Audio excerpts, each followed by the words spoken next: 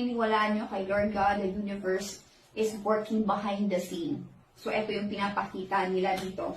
Kasi, isa rin kasi sa rason, pinuprotektahan kasi to sa unseen world itong person na to.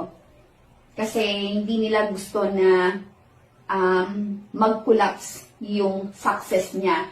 Ang dating kasi dito, hinahasa nila ng mabuti itong person na to. So, kaya pinapakita nila dito sa success is Seven of Pentacles. Yun ang kagandahan sa Seven of Pentacles kasi para tong ladder of success, hindi to elevator. Ang elevator kasi biglang sikat, diba? Pero itong Seven of Pentacles, padahan-dahan siya, slowly but surely. At the same time, stable pagdating niya sa success. Hindi yung tipo na what goes up, goes down. Hindi. What goes up, stay up. Ganun yung energy ng person na to. And actually, I'm so excited na malaman ko sino itong person na to.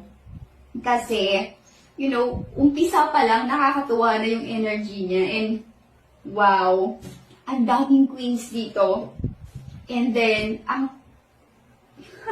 parang halos lahat na lang dito sa sa fourth card, andito na. King of Wands. Okay? Ang King of Wands is very goal-oriented, action-oriented. Hindi to titigil hanggat hindi niya nakukuha yung gusto niya, yung goal niya. Ganon yung energy niya. At magsisimula yung success niya sa near future.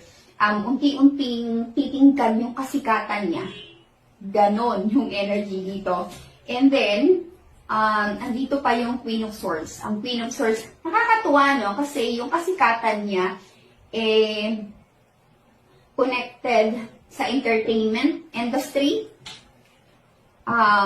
connected din sa politics, connected din sa business. Which is very intriguing, di ba? Kasi halos lahat na lang ng industry andito na eh. Kulang na nga lang dito, Queen of Cups.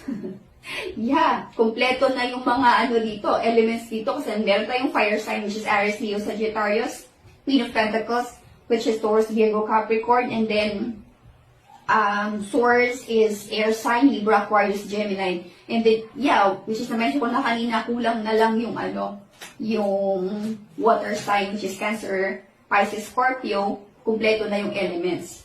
Alright? Andito yung the love.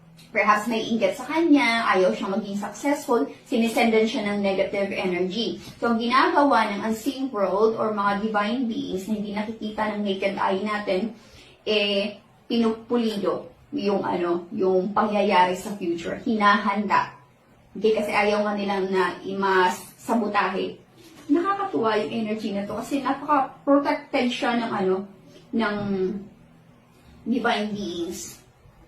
Temperance. Ang advice ng kung sino man to, nakakatawa. Kasi advice nila dito, be patient. Your time will come. Kapag lumatara, maging successful siya.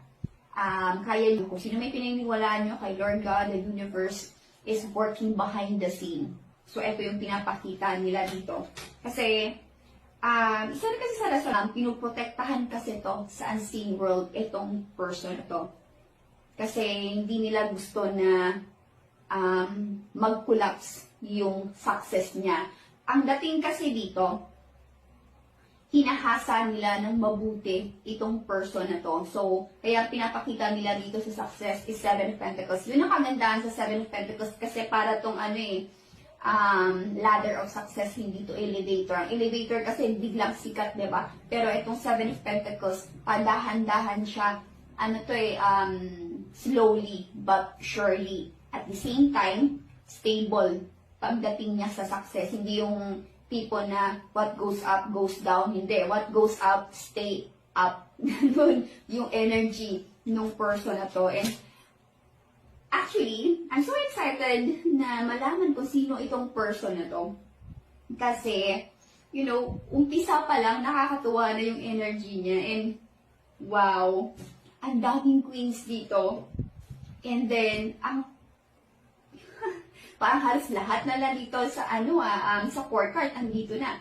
King of Wands. Okay? Ang King of Wands is very goal-oriented, action-oriented. Hindi to titigil hanggat hindi niya nakukuha yung gusto niya, yung goal niya. Ganon yung energy niya.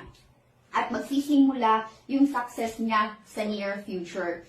Unti-unting titingkad yung kasikatan niya. Ganon yung energy dito. And then, andito pa yung Queen of Swords. Ang Queen of Swords, nakakatuwa, no? Kasi yung kasikatan niya, connected sa entertainment industry, connected din sa politics, connected din sa business. Which is very intriguing, di ba? Kasi halos lahat na lang ng industry andito na eh. Kulang na nga lang dito, Queen of Cups. Yeah, kompleto na yung mga dito, elements dito. Kasi meron tayong fire sign, which is Aries, Leo, Sagittarius.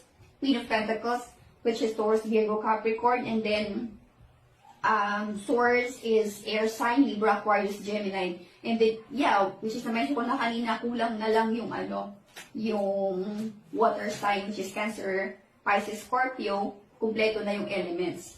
Alright? Andito yung dalawa. Perhaps may inggit sa kanya, ayaw siyang maging successful, sinisendan siya ng negative energy. So, ang ginagawa ng unseen world or mga divine beings na hindi nakikita ng naked eye natin, pinupulido yung yung pangyayari sa future. Hinahanda. Okay, kasi ayaw nga nilang na sabotahe. Nakakatuwa yung energy na to kasi napaka-protected siya ng isa rin kasi sa rason, pinuprotektahan kasi to sa unseen world itong person na to. Kasi hindi nila gusto na mag-collapse yung success niya. Ang dating kasi dito, hinahasa nila ng mabuti itong person na to. So, kaya pinapakita nila dito sa success is Seven of Pentacles. Yun ang kagandahan sa Seven of Pentacles kasi para tong ladder of success, hindi to elevator. Ang elevator kasi biglang sikat, diba? Pero itong Seven of Pentacles, dahan-dahan siya, slowly but surely. At the same time, stable pagdating niya sa success. Hindi yung tipo na what goes up, goes down. Hindi. What goes up, stay up. Ganun yung energy ng person na to. And actually, I'm so excited na malaman kung sino itong person na to. Kasi, umpisa pa lang, nakakatuwa na yung energy niya. And, wow, ang daming queens dito. And then, parang halos lahat na lang dito sa sa fourth card, andito na.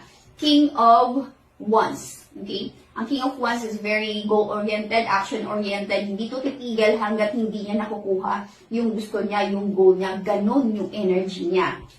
At magsisimula yung success niya sa near future. Unti-unting titingkad yung kasikatan niya. Ganon yung energy dito. And then, andito pa yung Queen of Swords. Ang Queen of Swords, nakakatuwa, no? Kasi yung kasikatan niya, connected sa entertainment industry, connected din sa politics, connected din sa business. Which is very intriguing, di ba? Kasi halos lahat na lang ng industry andito na eh. Kulang na nga lang dito, Queen of Cups. Yeah, kompleto na yung mga dito, elements dito. Kasi meron tayong fire sign, which is Aries, Leo, Sagittarius. Queen of Pentacles, which is Taurus, Virgo, Capricorn. And then, Swords is air sign, Libra, Aquarius, Gemini. And then, yeah, which is na-mention ko na kanina, kulang na lang yung yung water sign, which is Cancer, Pisces, Scorpio. Kumpleto na yung elements. Alright? Andito yung dalawa. Perhaps may inggit sa kanya, ayaw siyang maging successful, sinisendan siya ng negative energy. So, ang ginagawa ng unseen world or mga divine beings na hindi nakikita ng naked eye natin, pinupulido yung yung pangyayari sa future. Hinahanda. Okay, kasi ayaw nga nilang na sabotahe. Nakakatuwa yung energy na to kasi napaka-protected siya ng ng kita ng naked eye natin, pinupulido yung yung pangyayari sa future. Hinahanda. Okay, kasi ayaw nga nilang na sabotahe. Nakakatuwa yung energy na to kasi napaka-protected siya ng ng divine beings. Temperance. Ang advice ng kung sino man to, no? Nakakatawa kasi advice nila dito, be patient. Your time will come. Kapag dumating na yung time niya, ay bongga. Nakakatawa. Okay. I love it. Additional message, Spirit guys. Anong dapat namin malaman? Okay, meron ditong war, which is, nabanggit ko na kanina na yung kasikatan niya is connected dito sa politics, connected sa entertainment industry, connected sa business or kapirahan. Now, meron naman dito, regarding siya sa war.